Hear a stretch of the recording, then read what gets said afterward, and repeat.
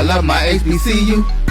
And boy, I love it, love it. I love it, love it. I love my HBCU. And man, I hope my team they won one. I hope my team they won one. Yeah, man. I hope my team they won one. I hope my team they won one. I tune into the HBCU Sports Lab to see if my team won or lost. If they lost, I'm quiet as a mouse. But if they won, keep tab. I'ma do the dab, yeah. Dr. Cavil, he know what he be talking about. Mike and Charles, they know what they be talking about. They compress the analytic data with the hip hop. If you know them like I know them, they gon' tell you if your team, if they won or lost, and who the ball. So listen to Professor, yes sir, and pay attention, cause he gon' teach a lesson. This is episode 684 of Dr. Cavil's Inside the HBCU Sports Lab. This is the Indy Report, and I have my brother, Jeff Johnson. Oh, man. How you doing, sir? Oh, God. I know it's been a minute. I'm sorry, people. Listen, I got two little monsters hiding. I'm hiding from them in my little basement. So you have transitioned to beautiful twins to monsters. Like, do you realize where you've gone? You've made the trek, so to speak. You know what? I have not shaven. I'm literally like, I don't know how I'm gonna do this, man. I had all these plans, but you know, they go out the door. Yesterday was my birthday, and happy belated birthday, sir. I appreciate it. I was only at the house for like 3 hours, man. Yo, I went to play golf, and probably like at that, you know, you're on that back nine, and you get that text like, yeah, you need to get back here. Yeah, you know, wife over here struggling. So, you know, but I will say we did hire a nanny, an au pair. But you know what that means? You know that means you can't hire money, man. You out here hiring nannies. You can't hire money, my brother. You know what though? Listen, I mean, right now, I think that fund run out at the end of next month, so it's over. yo, you know what though? And I hate to say it though. It's like sometimes I'm like, cause she stays here. You know, it's like, man, listen, you know, we trying to hide her from ICE, man. All right, let me run through this intro before we have another laugh. Jeez Louise, man, hiding her from ICE is crazy. Welcome to episode 684 of Inside the HBCU Sports Lab radio show and podcast, the show that's covering the sporting HBCU diaspora, i.e. all things HBCU sports, from institutions large and small, from the NAIA to the NCAA. We share insights and information on the HBCU sports culture and HBCU athletic aesthetics to facilitate the story of HBCU's athletic programs and the business of HBCU sports. I'm your host, David L. Rhodes. Tariq Wilson is on assignment. Brandon King will be here later in the show. And of course, we have Jeffrey Johnson.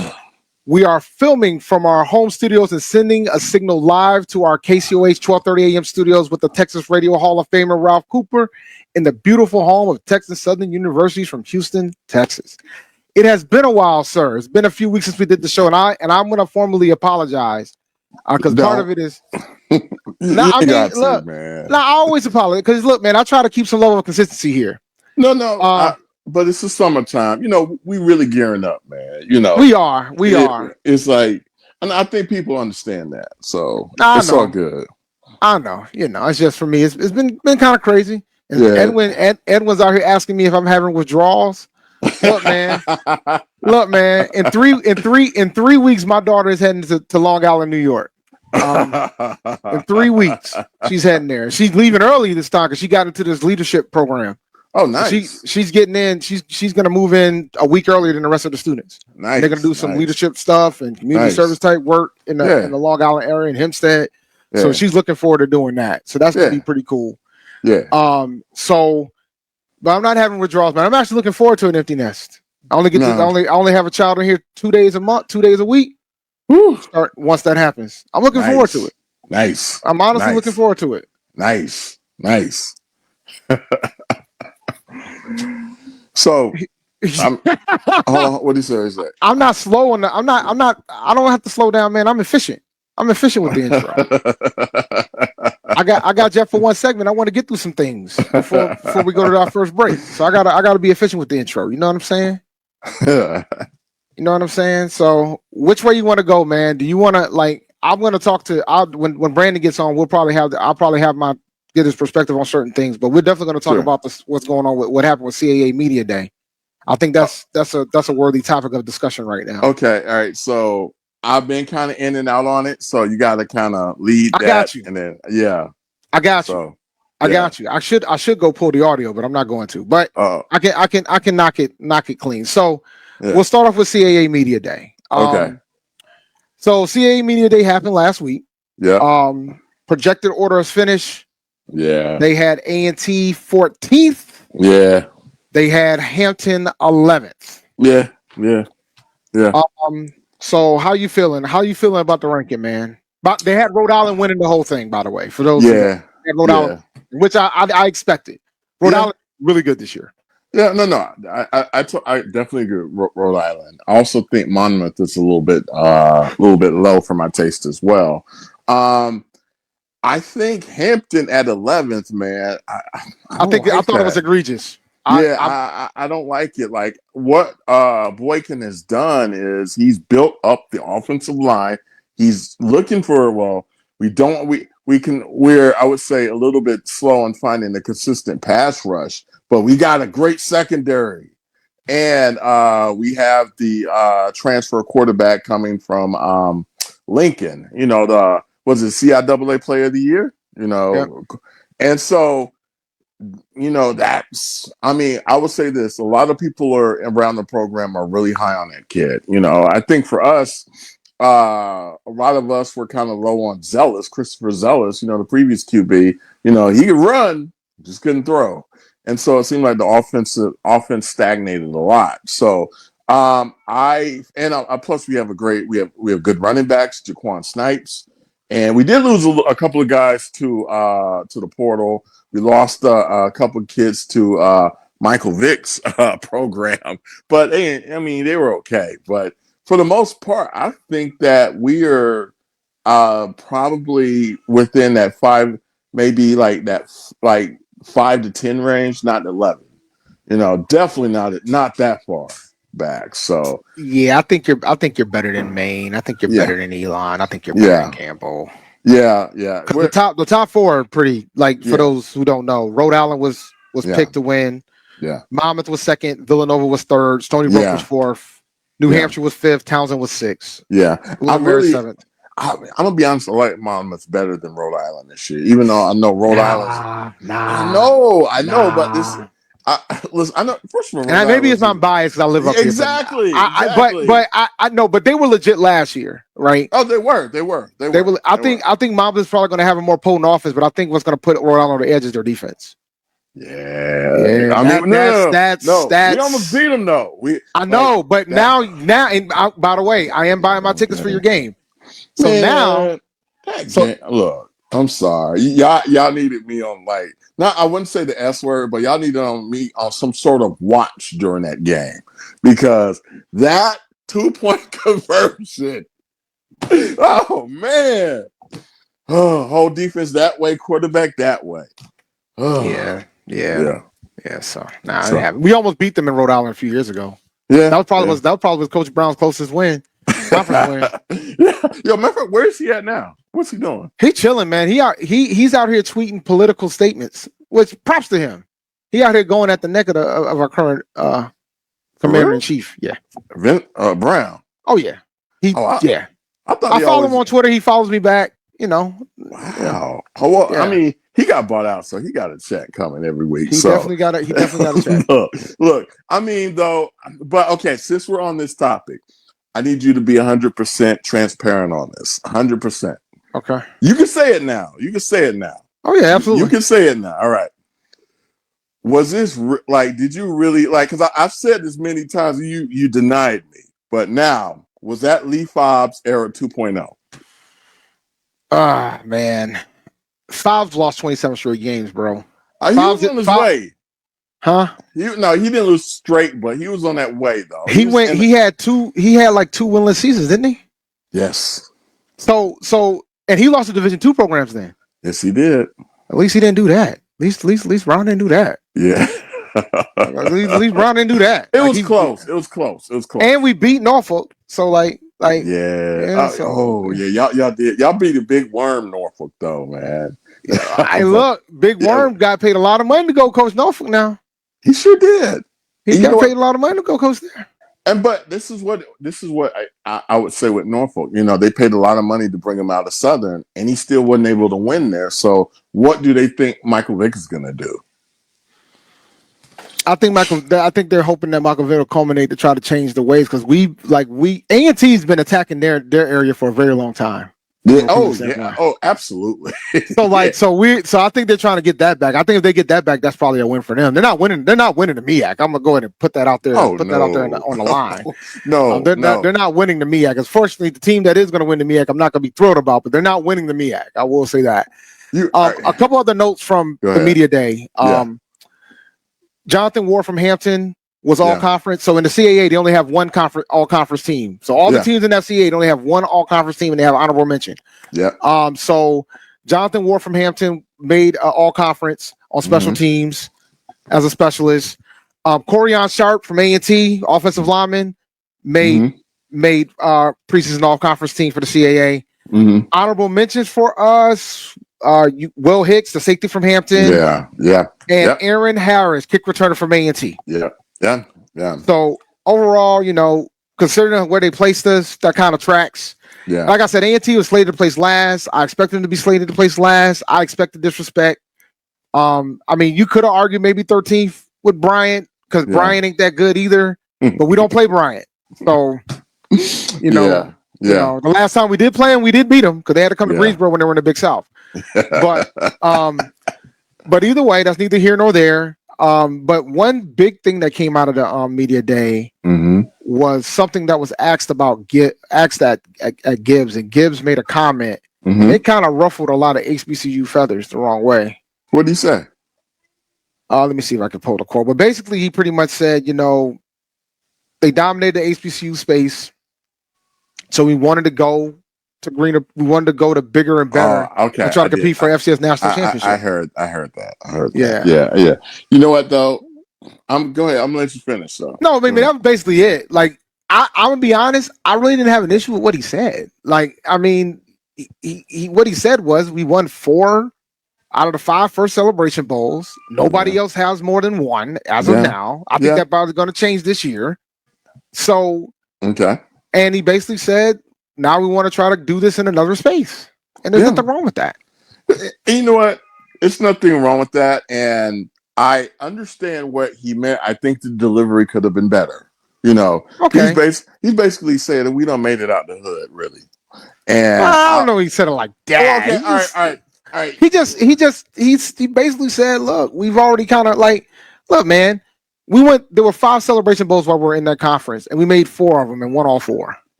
Okay. You know what? And it's like if you're with winning an undefeated FCS, season, which hasn't happened since. If you're winning FCS championships, then you're like, okay, we need to move up to FBS now. Okay, I got you. Yeah, it's the path. It's going to be an uphill battle. Because A&T's got a lot of things we got to get right. We do a lot of things right. But there's more that we have to do to be able to compete in that conference. Oh no, absolutely. But I don't think we're going to place last in that conference. Though. I'll go ahead and I'll put that on the record right now. I don't think we'll place last in that conference. I agree. Hold one moment. Yeah, I understand why they had us rated as 14th, but I don't think we're going to place last in that conference. I honestly don't. I think we're going to be more competitive than last year. I think Gibbs being there alone is going to add a few wins, because he's going to coach those guys up. And he also discussed about how he loved how the guys are working their butt off to get ready for this, which was a good sign. Were they not working their behinds off when when the previous regime was there? I'm not want to talk about what happened in the past right now. I've heard some stories. I'll leave it at that. Okay. All right. Well, fair enough. Okay. So, judging by what the recruits that he's brought in, I am kind of, I didn't see too much, I would say, of a bump as compared to the previous regime. No. But at the same time, I also would argue when you have 2 seasons where you only won 1 game and 1 year you didn't win a game more than 30, you lost the average of 30 points at home. Yeah. It's kind of tough. I mean, and on top of that, Gibbs got hired in what, January, I think? He got hired in January.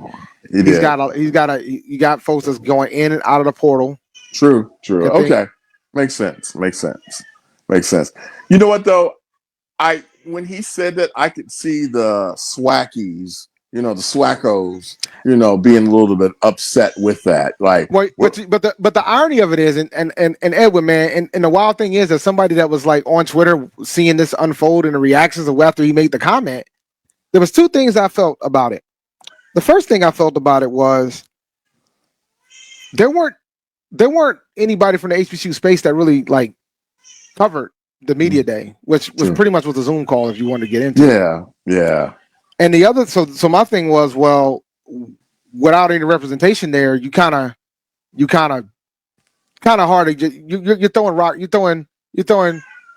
in the glass house at this point. Yeah. From that standpoint, right? Yeah.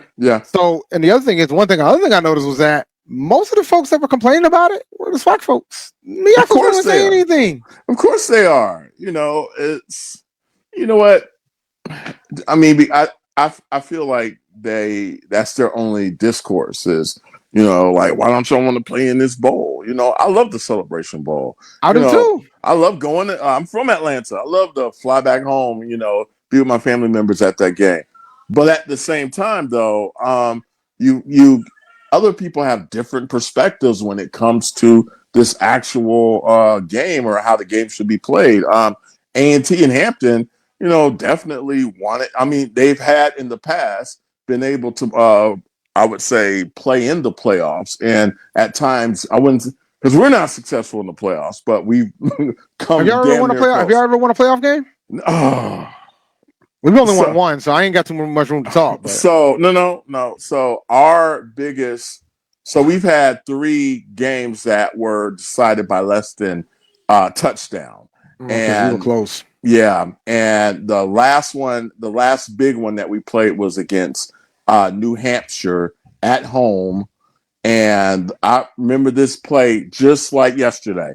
It was Hampton was up by, I think, about 4, and New Hampshire had the ball, and they drove from there. I think they're 8-yard line all the way to our 20, like our 19th yard line on a 4th and. On like a 4th and like it's damn near 4th and like 19 or so, and like maybe no more than like 30 seconds left in the game, and the quarterback Ricky Santos, I remember this play, drops back. They had like 4 receivers out. Running back does like those little where it's like a wheel route, and Jamari Jones went underneath instead of like trying to stay over top, and Santos threw like just a perfect little lob pass on the back corner. Dude caught the ball. Game over. That would have been it. Because, and this is the wild part, we were ranked number 2 in the nation during that time. We had Princeton Shepard as the quarterback, Lonzo Coleman, Andrea Jones, Markway McDaniel, Nevin McCaskill, Justin Durant, Kendall Langford, and Marcus Dixon, and Derek Faulkner. We had a huge team. And out of all of those guys made it to the NFL. And we lost to a team full of people who didn't even make not one little squat in the NFL. That game, I say that game just tore us to pieces, man. And and this is the wild part. Guess who's the offensive coordinator for that team? Who? Chip Kelly. You can see what type of career, type of run he's had. Man, that hurt, man. So you get why. So you get how bad it was. That hurt. Yeah. So, and I'll end here. I will say this though.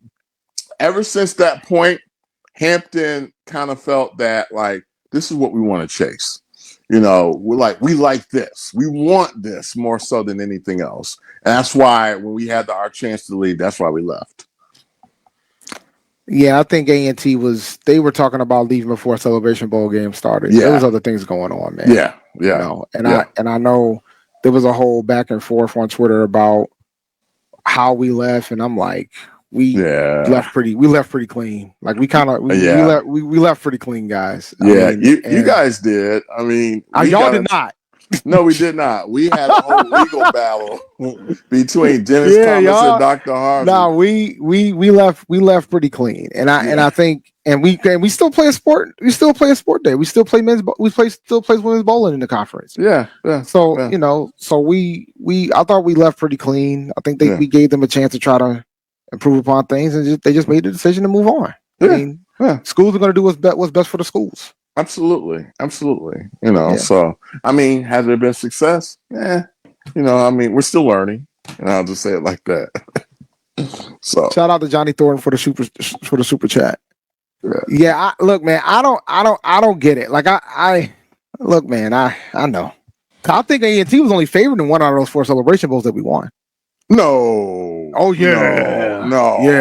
We weren't first one. No, we weren't favored in the first one. What? Alcorn? We weren't favored in the. No, I know. I bet on the game. I know. No way. Oh, okay. All right. Then we weren't favored in the first one. Oh yeah. I think the second one was more of a was that Grambling? Yeah, it was Grambling. Devontae Kincaid was he? That was Y'all beat Grambling though, right? Yeah, we beat. Yeah, we it was a close game though. That was a close one. Yeah, you beat Grambling, and then you had. Then we had Alcorn again. Oh yeah, we weren't favored. We weren't favored the third time either. I don't know why. Yeah. And then and I don't think we were favored in the last one either. And the last one was who again? Alcorn again. Yeah. And we dropped 60 on those guys.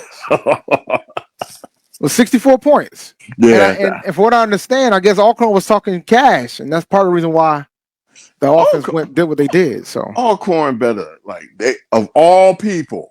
We didn't traumatize the SWAC. We traumatized Alcorn more than anybody else at this rate. You know what, man? And Alcorn ain't been the same since, man. Yeah, we traumatized them. We definitely traumatized them. You know, Alcorn. And by the way, Alcorn, you guys still owe us a home game. You still owe us a home game, guys. How they gonna get up there? I don't know. But back in the early 2000s, it was a home and home. They got great. We went to them, but they never came back to us. Y'all went down to the reservation? Yep. Ooh. Okay. Wow. Okay. Yeah. But I can see why SWAC fans, they kind of remind me of that scene in the Malcolm X movie where he was like, "What makes you ashamed to be black?" You know what? I mean, look. But nah, it's all love, man. For me, it's. I think the comeback to the MEAC doesn't solve the fact that we were being a bad football team for the last 2 years. No, it doesn't solve that. It doesn't. And there's a special amount, a huge amount of what our Asian brothers and sisters say, safe face capital. That if we went back, we would have to eat it for eternity. They thought they got high up on the hog and left, but now look at when you came back. It's like. I do not want to deal with that, honestly. So, but I definitely get it. All right. You said you got time for another segment? Or are you good? I just heard my wife yelled at me 3 times. So I mean, I am with all of you guys in spirit. Like I really am. I love listening to it. I love being a part of it. But literally, I'm not sleeping on the damn couch because I'm up here doing the podcast. So, my brother, I love you. Let's go to commercial and it'll be real. And we'll see you. We'll see you next week. Yeah, and I forgot to tell you, I found there's been some Sigma perps up here, man. I'll tell you about it next time. I wanted to. No, I'll tell you about it later. But yeah, I've seen. Oh no! They God. Deep up in here, man. All right, let me go ahead and take this first break. When we come back, I'm going to do some discussion points on the SWAC Media Day and the MEAC Media Day, and give you my perspective on what I heard and what I saw on the stand. I would love to have been on that MEAC Media Day. Okay, all right. No. You got it. No, we can we can do it for 5 minutes and then we go to commercial after 30. All right, that's fine. Let's do that. All right, so MEAC Media Day. Yeah. All right, man. Your boy? Not my boy. What are you doing? No. Okay. Are we talking about LaShawn? Yeah, no, he ain't my boy at all. He didn't even play for a team that come covering. He ain't far from it. I would love for him to see this. I'm going to say this. When you went on Fox Sports or whatever the show that you were on, and you said, let me get Howard. Let me get Howard. Like, my first thought was like, what do you mean get something? That is an esteemed university. It's much to my chagrin that I have to say that. Larry Scott is a damn good coach.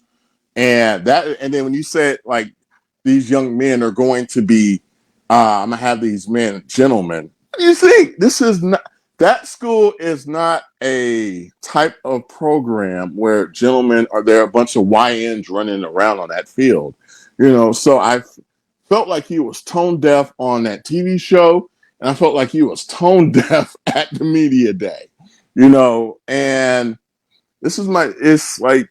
Just do a little bit of research before you actually do these things. This is a HBCU. I know you went to Pitt, but had you known who the right coach was at Howard, and then, the interview wouldn't be so cringeworthy. So I don't know. It's just that I think sometimes we get these. I feel like, and I'm not, and I don't mean this in a disrespectful way, but I feel like some of these studio heads just put these brothers on TV who how should I say, they may not have the tongue or the acumen for the job. They just know football, or they just know how to articulate it in that way. But when it comes to matters that matter for a lot of us, they can't do it. So I was very I'm not going to say disappointed, because I've always been disappointed with his commentary when it comes to these type of things. So it is what it is. I have a button for y'all. I don't use the buttons often on Cavil. For those who watch P&P knows I have buttons. So I told y'all. I said it was a bad idea from the gate. It was a bad idea from the gate. And for me, and the thing is, I can't even fully blame LaShawn McCoy. Why? I blame the person that was in the conference office that thought it was a good idea. Oh man, hold on. We cannot blame the commissioner. No, I didn't say the commissioner. It might not have been her idea. It probably had to be the media relations person. No, but my point is, I'm a sucker for optics, right? Like I'm like obsessed with optics sometimes. Yeah. Why do you think that was a good idea to have somebody who said that he wanted a job of one of the coaches that's going to have to interview? Why would you do that? First, and it was dumb. Besides whether or not you like his takes or not, that's a whole separate thing. Yeah. But why would you create that awkward situation? Like, I bet Larry Scott was sitting in there like, man, I need to swing on this dude. I don't think he needed to do that, because Larry's secure. He ain't got nothing to worry about, man. Yeah. He won the first MEAC title for Howard in over 30 years. Like, he ain't got nothing to be concerned about. Absolutely. Like, regardless. Like, I just feel like sometimes you got to get out of here, man. I just think sometimes the idea. Yeah, I know. Look, I heard him. Brother. I just think the idea is not the idea was just rough. And I'll probably continue on after the break about it. But all right. And because I want to get into details of what happened on me and there, but I'm gonna let you go. We'll be right back after this break. Hopefully, Brandon King will be here as well, and we'll talk about SWAC Media Day, Media Day, and he's gonna go be a dad. Peace, Jeff. It's been real.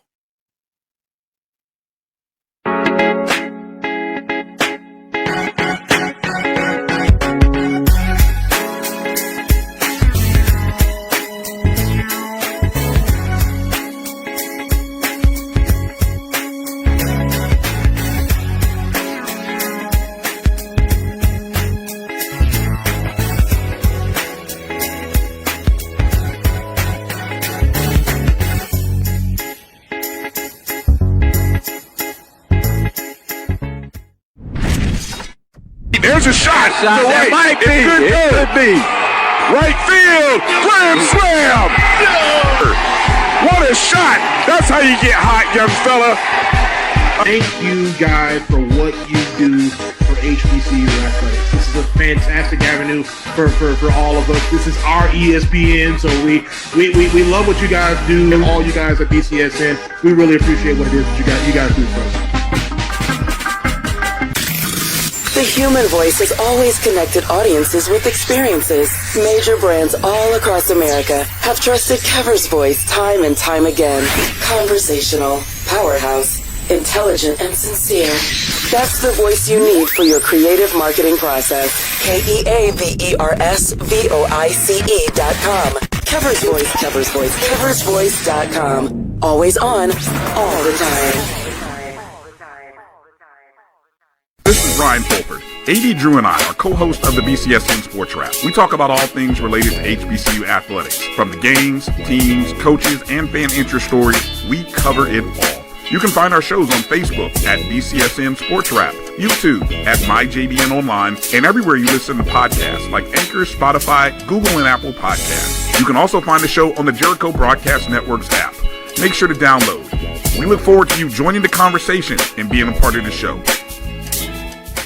Football fans, HBCU football is back in the ATL with the Cricket MEAC SWAC Challenge Kickoff. Representing the MEAC, North Carolina Central, and representing the SWAC, Southern, Eagles, Jaguars, the Marching Sound Machine, the Human Jukebox. The kickoff trophy is up for grabs, and bragging rights are on the line. The rivalry is real. Bring the family and join us pre-game for the fun-filled Coca-Cola fan experience, including band jamborees, food, activations, and fellowship. For tickets and information, visit MEACSWACChallenge.com. Compress the analytic data with your hip-hop. If you know them like I know them, they gon' tell you if your team, if they wanna lose, and who the ball. So listen to Professor, yes sir, and pay attention, cause he gon' teach a lesson. Welcome back to Dr. Cavil's Inside HBCU Sports Lab. This is episode 684, and this is the Indy Report. All right, I'm gonna go ahead and continue the conversation on the MEAC Media Day. And somebody made a valid point, Brian. I completely agree. Jay and Tiffany should have been interviewing the coaches and let Shady talk to the players. That would make more sense, and that would probably make the players more comfortable as well. And they would ask him. And I think Shady would probably be better in his element in that regard. So I completely agree with you with this sentiment. I think with that decision, I just felt like it was just so. It was somewhat tone deaf a little bit. And that's just how I feel about it. But if it's about getting eyeballs, you definitely accomplished the mission there. But I don't know if it's like all eyeballs ain't necessarily good eyeballs at some point. And that was just my thoughts on the matter. Now, with regards to like what happened at MEAC Media Day, player of the year was Jason Collins from Oregon State, which well deserved, but the odd thing, well, I would say Walker Harris from the school down the road probably should have been player of the year, but that's neither here nor there. But I think the more shocking thing for me was that he was on the second team. I was kind of taken aback when I noticed that piece of the puzzle. Defensive player of the year was Eric Hunter. That's a no-brainer. I think Eric Hunter with that defense is going to give Morgan State a chance to win the conference. The order of finish, they had South Carolina State at number 1, school down the road at number 2, Morgan State number 3, Norfolk State number 4, Howard 5, Dell State number 6. And I will say this, I think Morgan State will probably be higher than 3rd. I think they're going to I don't think they're going to win the conference, but I think they're probably the biggest threat to the school down the road. Because I don't think South Carolina State's going to win the conference, guys. I just don't. I think they've lost too much, and I don't know if they've filled all those holes. But I think this is the school down the road's conference to lose at this point. But they're good to lose. They're good for losing the conference game. So depending on who they lose that conference game to, we'll see. Yeah, he is good. I mean, I would say Kevon King has probably a stronger argument. But I mean, blame the voters, man. I don't know what to say. I don't know. I think the school down the road should win this conference. Wouldn't be shocked to go undefeated in this conference. I'm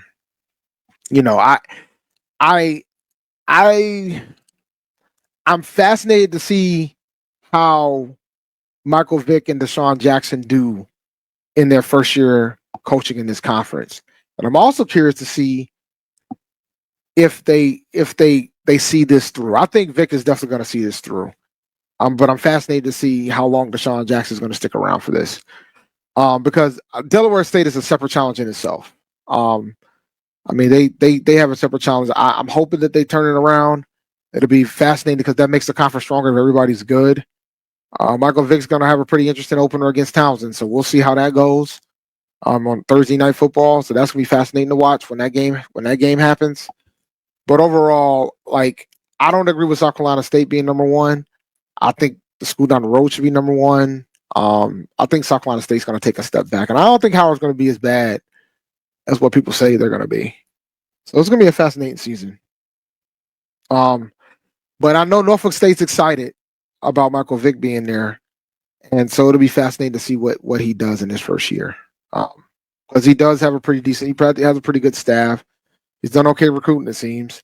So it'll be fascinating to see if Norfolk State can actually surprise some folks and do some damage in the conference. But overall, I would just flip the top three, and pretty much it. I don't think Del State.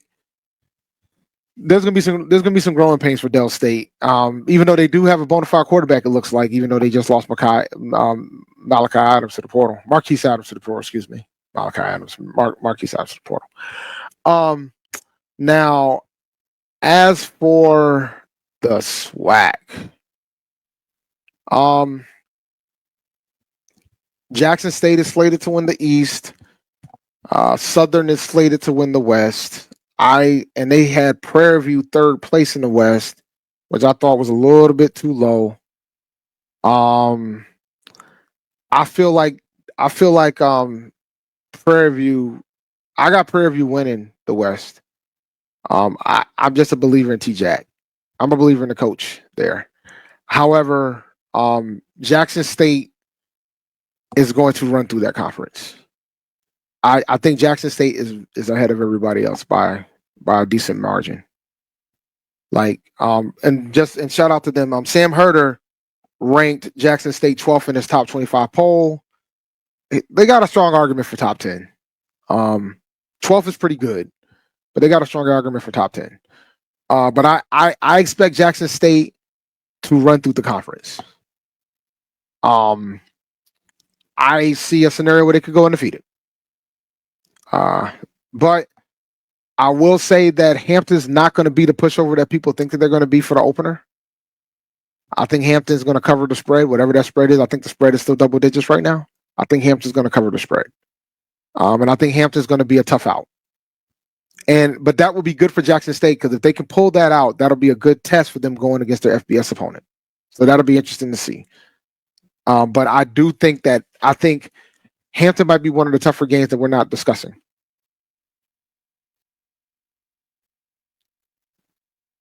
Adrian's funny. Norfolk State ain't going to the Celebration Bowl, man. Not yet. I would love to see the band battle, though. It'd be nice. If they go undefeated, you got to put them in the top 6. I think it would be hard not to. I mean, it's hard to go undefeated, man. And then if they did go undefeated, they would have beaten the FBS program, which is impressive in itself. And it would be the first one in a very long time for an HBCU to do. So I think 13 is like, top 15 is fine, but they got a strong argument for top 10. But I know it's tough because of historically about who they've played. But whenever I get into that discussion, I get beat up pretty bad. I don't think anybody has a chance. I don't think anybody in the SWAC has a chance to beat those guys, man. I really don't. I just don't. Barring injury, obviously. Like, if injuries happen, that's a whole different ballgame. We're having a different discussion then. But as of right now, where it stands, I don't think there's anybody else that's going to be able to beat Jackson. So we'll see. It'll be interesting to see how that flies. Yeah, I could see Hampton doing it, man. I really do. Like, I think but things are gonna have to go perfect. But that would be big. And then we'll be having different discussions about it, right? Like, if Hampton goes into Jackson and beats Jackson State, there's gonna be some legitimate conversations that need to be had. And I won't be interested in downplaying it. Like, shout out to Dr. Cavil. Hampton got to stay in your top 5 if they beat Jackson, man. They got to stay in the top 5. Like, because even if Jackson loses to Hampton and loses to Southern Miss, I still think Jackson's going to run through the conference. Like, I do. So that's just how I feel about it. So I think Jackson State, even though they lost a lot, they still were able to recruit very well, and I think they could potentially be better than what they were last year. So I don't see a scenario otherwise when it comes to that. But yeah, I mean, y'all could lose to Hampton, guys. I remember when Hampton played Grambling, and everybody thought Grambling was going to beat them except for me. And I was like, I don't think you understand Hampton. I think Hampton could go into Jackson to snip them. I don't think they will, but it could happen. Like, I think that's more likely than a SWAC team beating them. I think it's more likely for Hampton to come into Jackson and win than a SWAC team beating them this year.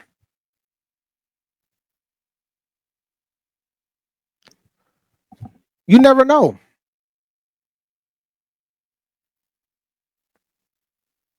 Yeah. Yeah, them beating Southern Miss would be big for the conference. That'll be big for Jackson State, too. That'd be huge for Jackson State if they can do that. I didn't even see the coaches poll. If Hampton wins, then the game versus FAMU November 1st becomes even bigger. Yeah.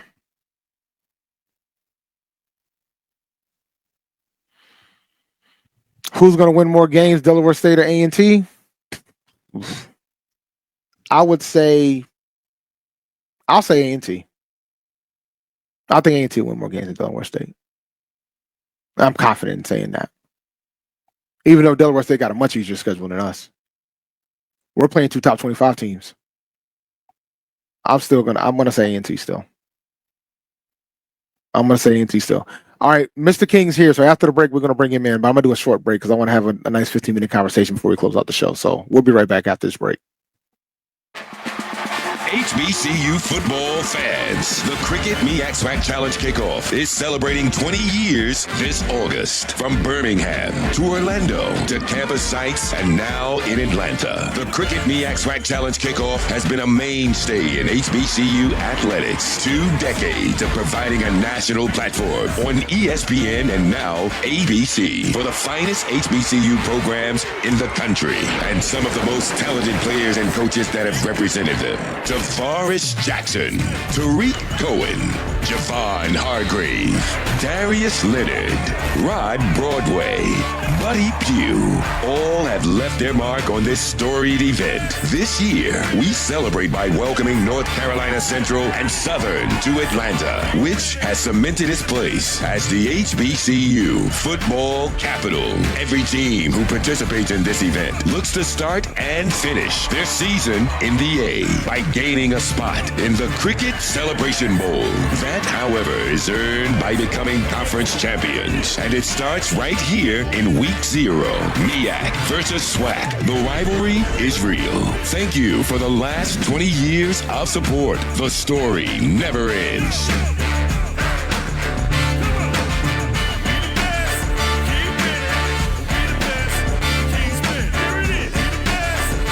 Compress the analytic data with the hip hop. If you know them like I know them, they gon' tell you if your team, if they wanna lose, and who the ball.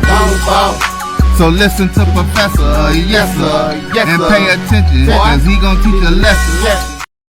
Welcome back to Dr. Cavil's Inside the HBCU Sports Lab. This is the Indy Report, and I'm with my main man, Brandon King. How you doing, sir?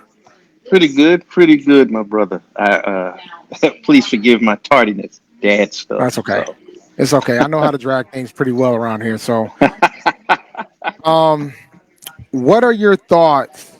I'm going to ask you a couple questions, and we're going to get into the OVC. What are your thoughts on the MEAC Media Day and what happened? It's been 2 weeks since we've done this show. So, what are your thoughts? A slight degree. Well, okay. Let me say it like this.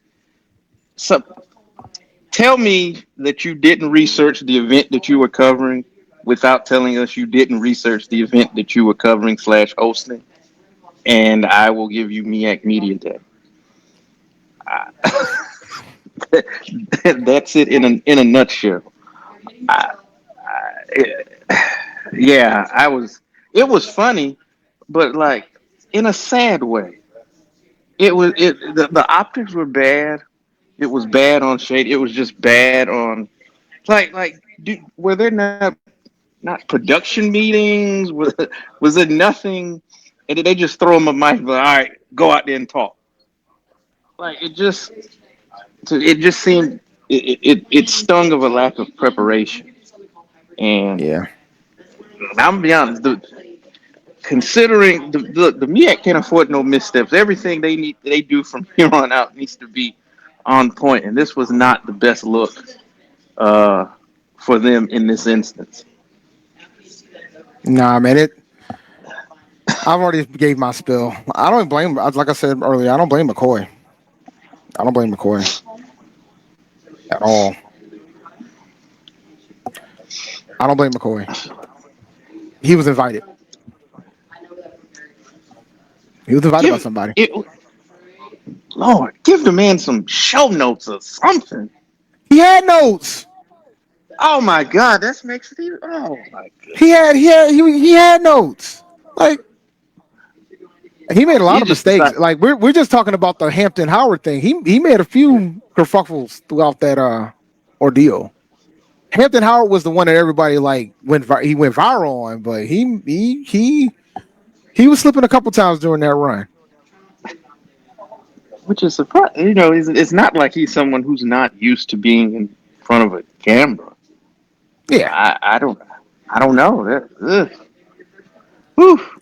All right. Next order of business, because your squad's in the OVC, man.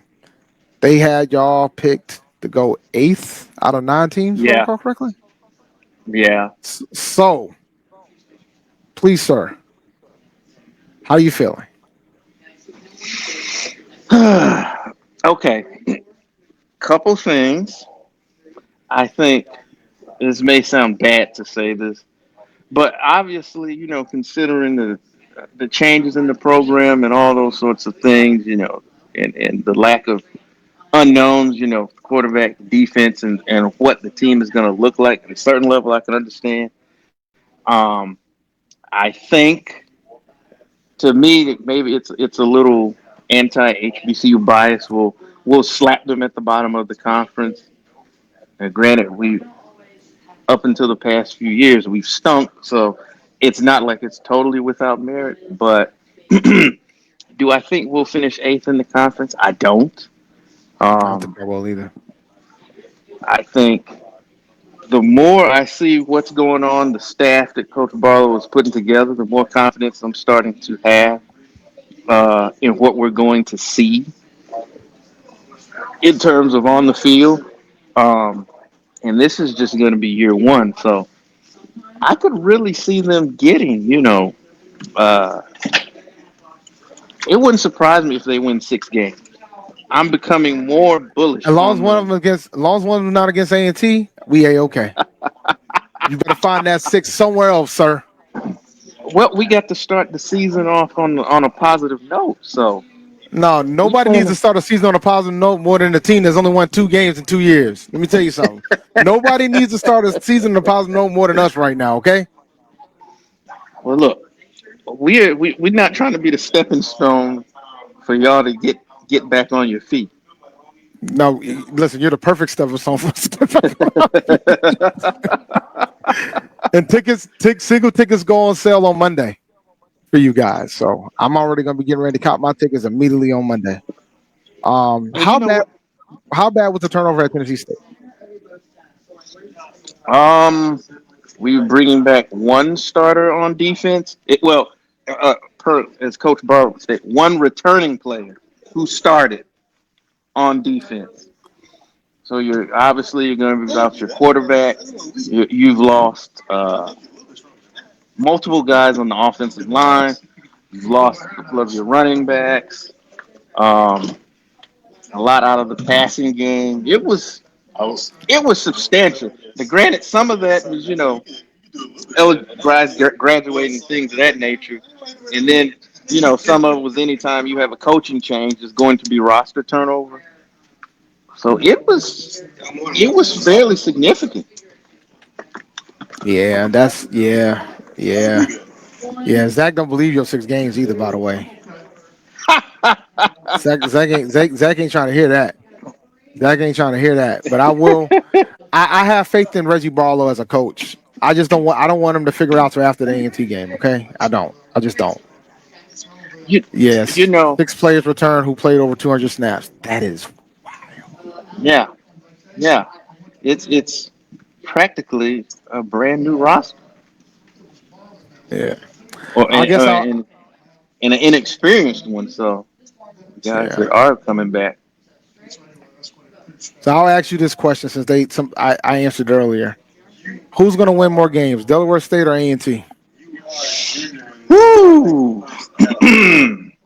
I came in right at the tail end. Hmm. You know what? I'm sorry to say, I think Delaware State may. They got an easy And the schedule, only man. they do, and then if this dude that they brought in at the quarterback position, if he can really spin it, because it's funny to me. then I think that'll probably get him a couple of games in the MEAC. I think. I have trouble keeping up with you. And like I said, their schedule is easier, Oh God, it and is. so I mean, they're, I they're didn't set realize up to they got Albany at home. do A this. little bit. They open up against Delaware at Delaware. But they're gonna. And by the way, just for folks who don't realize, they're never playing Delaware in Dover ever again. That's over now. That's not happening anymore. I don't think. I'll be shocked. But they got Delaware. Then they got Albany. See, they got Bowie State. They got Bowie State at home.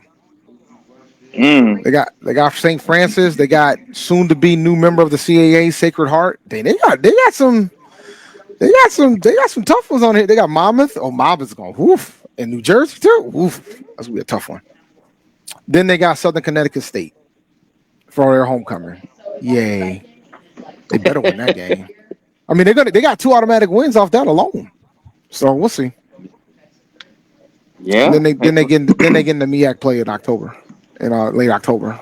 They got the school down the road, Norfolk State, Morgan, Howard, South Carolina State. The last 2 games are in Dover at least. So it's gonna be cold for the last 2 games. So Howard and South Carolina State gotta play in the cold. Yeah. Valid point. But Zach, you know that wins are just wins. It doesn't matter if it's D1 or D2. Wins are wins. That is wins true. Are wins. Wins are wins. They're not gonna. There won't be no context in the wins. But you are correct. They have 3 games in our Division 1. Right? They got Bowie State. Yeah. Or Bowie State, Southern Connecticut State. St. Francis is not in D3 yet, but they're going to D3. So you have to like your chances at least picking up those 3.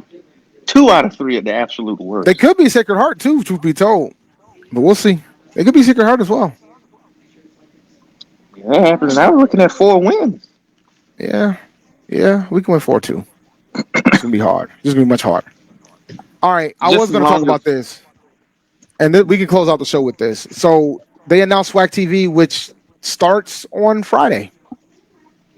It's gonna be ready to rock. They're gonna start doing stuff on Friday. So, but shout out to the SWAC, man. I love the fact that they got this off the ground, and I love the fact that they're gonna have one place to see pretty much everything.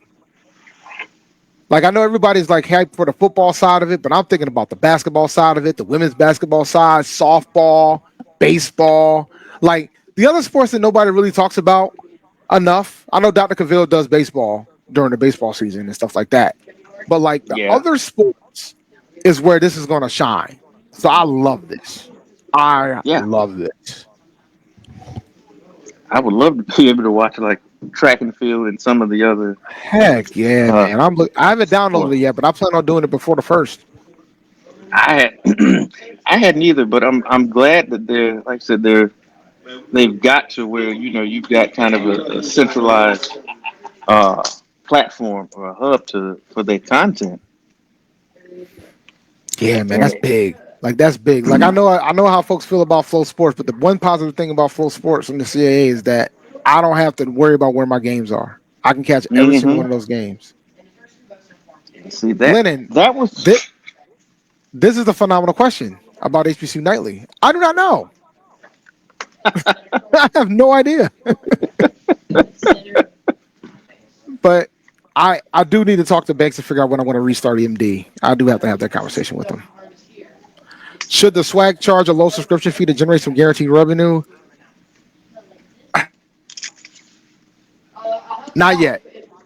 that was what Not I was yet. just about to say. Not yet. Not yet. Let's see what it looks like first.